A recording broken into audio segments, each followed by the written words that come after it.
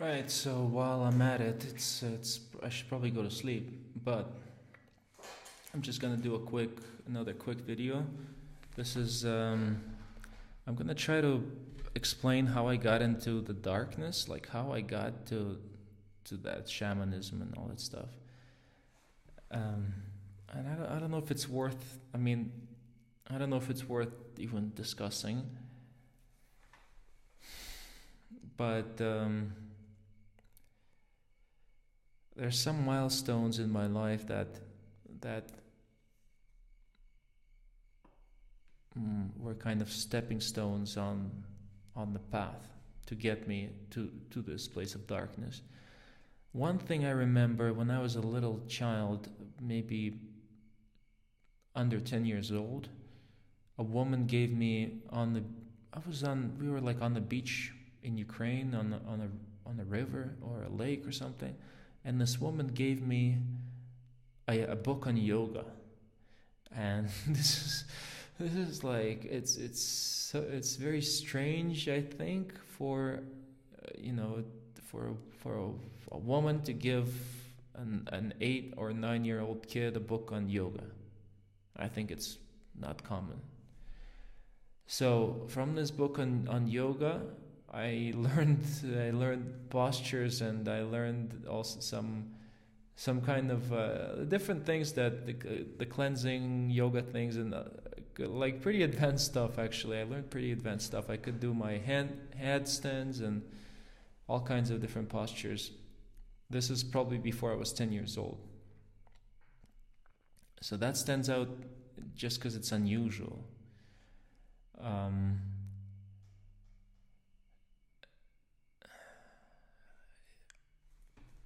I know there's some Christians who believe that getting involved in martial arts is also kind of an open door to this stuff, to the darkness. I wasn't deeply involved in martial arts, but my dad did sign me up for, I think, karate when I was young. This is before 10 years old. I could do the splits and things like that. Like, my dad was very I don't know if obsessed or whatever on physical health. So he wanted me to be super strong and all that stuff. So probably before I was 10, I was doing the karate, and or some other, maybe it wasn't karate, it was taekwondo. I was doing taekwondo. I could do splits and all that stuff. And then later on, at about 13, 14, 15, for a few years I did judo. And again, I don't know if these things are doors into the darkness or not. I'm just saying that in my life they were there also. At around the age of 13, I started getting into some pretty dark music, like heavy metal music. And also in that time, that's when the internet came out, and we had a computer, and I started finding things on magic and casting spells and things like that, because the friends that I was with, we were into games, like role-playing games where there's magic spells and things like that. Also, we had like Magic the Gathering, this card game. It was just kind of like, I don't know, it was a cool thing or something. And at the time, I don't know, it was I don't know what it was, but basically I started looking into real magic spells, and I got into works of like Aleister Crowley, who was a major Satanist. Of course, I didn't believe in Satan at the time, and many others, and I did actual I did actual things like rites. I did visualizations, and I read things out loud and all kinds of things. So I did a lot of that stuff, and from there I kind of got more into the dark music, and then I got into recreational drugs. Not much, but marijuana and things like that. And around that time I started getting kind of fits of anger. Like I was very angry at everybody, like kind of hating everybody. And I had some other problems too. And then I got into psychedelics. Then a friend of mine introduced me to magic mushrooms. That kind of like turned around my life, because I was going like really, really dark, deep sort of thing, and the psychedelics showed me kind of like the brightness, the lightness, and it made me want to seek it out again. So from there, I started seeking a way to be in that state more or less permanently, and I tried to take more mushrooms to recreate that original experience that I had, and it never really recreated it. It never really happened. I did have some powerful experiences, but following this kind of logical progression from psychedelics, you get into psychedelic music, you get into personalities like John Lennon, and then Timothy Leary, and then Aldous Huxley, and I read all those things, and then from the psychedelic writings, you get into, you bridge out into shamanism, because that's natural, because that uses psychedelics. So you start reading books on shamanism, then you branch out into like Hinduism, Buddhism, New Age, because those are kind of experiences that are similar to psychedelic experiences, except without the substance. So basically what this was is that I had a certain experience, and then I started looking for ways to recreate it with or without substances. And that led to, I was exploring both paths at the same time. So the shamanist path led to me exploring more and more substances, mostly natural psychedelics, but a fair number of them. I don't know how many. And then at the same time, I was exploring like the Hindu Buddhist path, like meditation, gurus, mantras, chanting, and ecstatic dancing, and all these different things of the different gurus that are out there. I basically studied and read about most of them, and I did a lot of the practices. And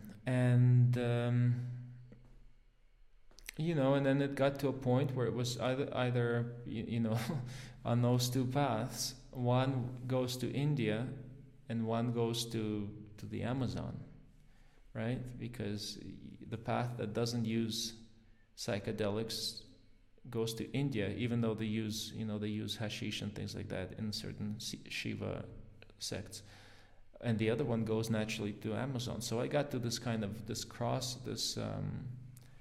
crossroads, and I really wanted to go to India, and I really wanted to go to the Peruvian forest. And it just happened that I ended up going to the Peruvian forest because the things that I read about it just really fascinated me. And now I have no desire to go to India, no desire. But I had that desire for a long time. So that's sort of the path, the logical progression.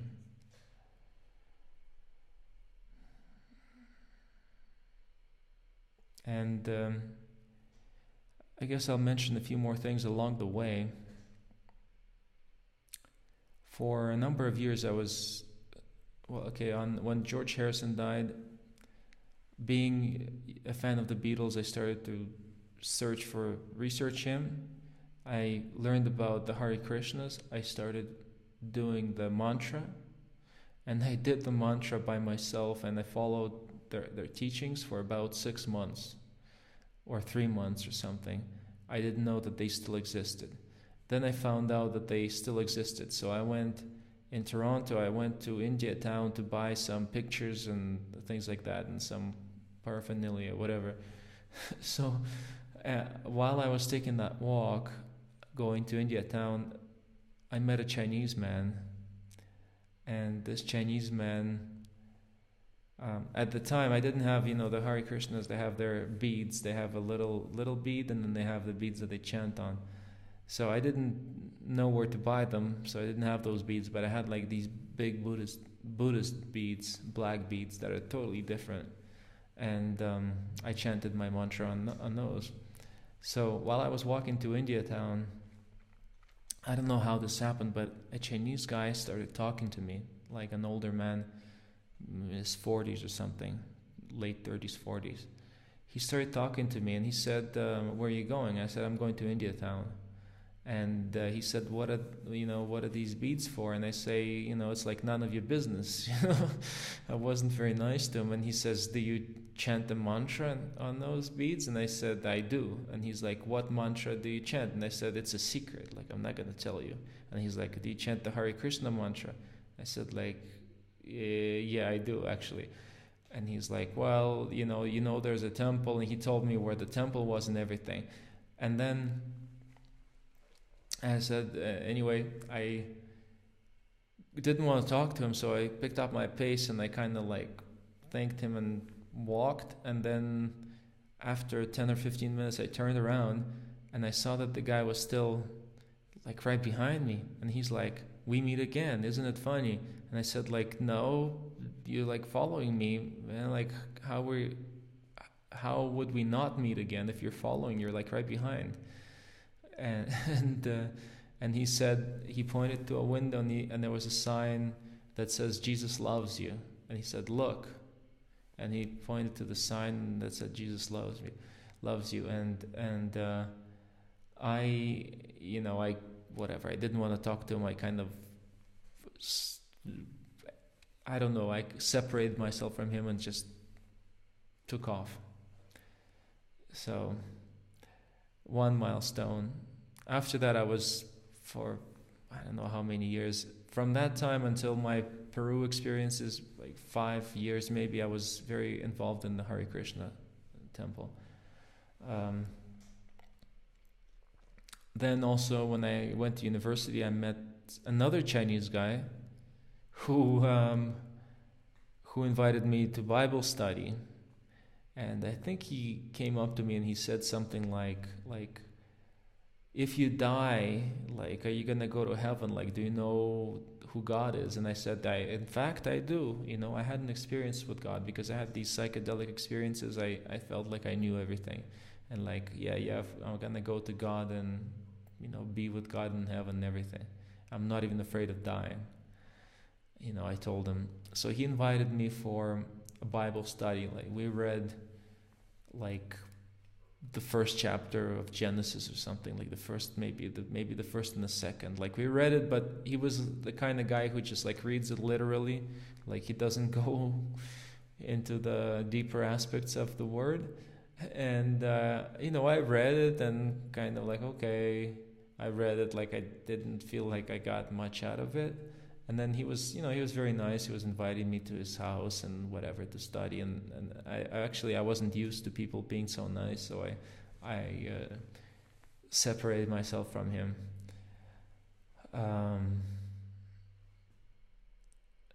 Let's see if there's anything else like sort of Christian in those years. I don't think there's anything else, and I just remember I was very much into heavy metal music. I would go to concerts. I was into pro wrestling. We would throw each other through tables and hit each other on the head with like folding chairs. We'd jump off roofs. do all kinds of crazy things. And thank God I'm alive and all my body is functioning pretty much perfectly. We did some crazy stuff. And a lot of my friends are still doing that stuff. These are kind of milestones in my life. They're just little parts. I used to be that, and then I'm not.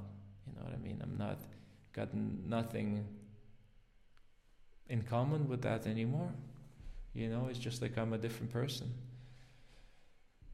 So yeah, I hope that sheds a little light, like on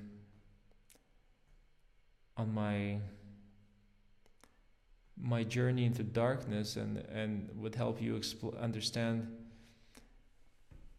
you know, these. First you go into darkness, and then if you have a kind of an experience of light, then you try to seek out the light, but always looking for it in the wrong places, you know, because the Bible and Jesus and Christianity is like too close. It's right here. It's like your religion. It's this country's religion. It's everybody knows about it. It's like no, I want to look for it somewhere else. So plus it doesn't deal with the psychedelic experience. It deals with real life. It doesn't deal with this kind of one-time fireworks experience. So it doesn't quite appeal, or it doesn't capture what you're trying to understand. So I was trying to understand the psychedelic experience, and I was trying to understand it, you know, through plants and then through spiritual things like meditation and things like practices, like body practices. As I said, it led me to Peru. But once I was done with Peru, I was so overwhelmed with everything. It was like, I felt like I was like 200 years old. Like the experiences that I had were just so intense that I just wanted to die. Like I just said, like, okay, I've experienced everything. Like if I have another experience, I'm just gonna like go nuts. Like I had all these spiritual experiences, Kundalini, and then the ayahuasca visions and all that stuff. Like so many. And so once I was done with Peru, like there was no question of going to India. I just didn't want any more experiences. It was just too much. It had been too much. So that's, you know, after that was like kind of the peak, and at that point I just wanted for the stuff to go away. You know, I just wanted to go kind of get back to normal sort of thing. And going back to normal in my case was, you know, through renunciation of everything and turning to Christ. And you know, I think I'm almost back to normal now, 10 years later, you know. so yeah, but I guess the only thing I want to say before I close this or end this is that don't seek fireworks experiences. Don't seek these like experiences that are, oh wow, sort of thing. Like it's good to have one of those just so you know that it exists. But you don't need to seek them constantly. Like life is here, life is in reality, in the simple things in the world, like your family, your friends, your neighbors, your job, your everyday life. That's life, you know. That's where you should be. That's where your spiritual life should be at. Not like, oh yeah, I live this life and I'm this way and I don't care about anything, I hate everybody, and then I go home and I sit and meditate and I experience some kind of emotional or spiritual experience or whatever, or I go home and I take my drugs and I experience something, right? It should not be, it's not like that. It's not a separate thing. All the spiritual work that's worth anything is done here in reality, in your everyday life. It's not the firework experience, not something that you do apart. So that's what, that's a mistake. It's a mistake to separate ordinary life from spiritual life. When you find yourself doing that, it's like it's not the right way. It's not the right way, and that's what I was doing for many, many years, living one kind of life and then going off and sitting down and meditating or taking a drug and experiencing another kind of life, sort of thing. But they would never connect, and until they connect, there is no peace and no satisfaction, because you have that experience momentarily, and then you're back to your regular life that is not harmonious and not good, and then you have to go back and have another experience to kind of like balance it off, so that you don't completely sink into depression, right? Because your ordinary life is so crap and empty and not even worth living. You have to find these experiences to kind of keep you going, and that's where I was at. But then when you come to Christ, you can maintain that state. It's hard to maintain it. I'm still learning to maintain the grace and whatever, but God helps you. And the roller coaster gets over, because your spiritual work starts being in the reality plane.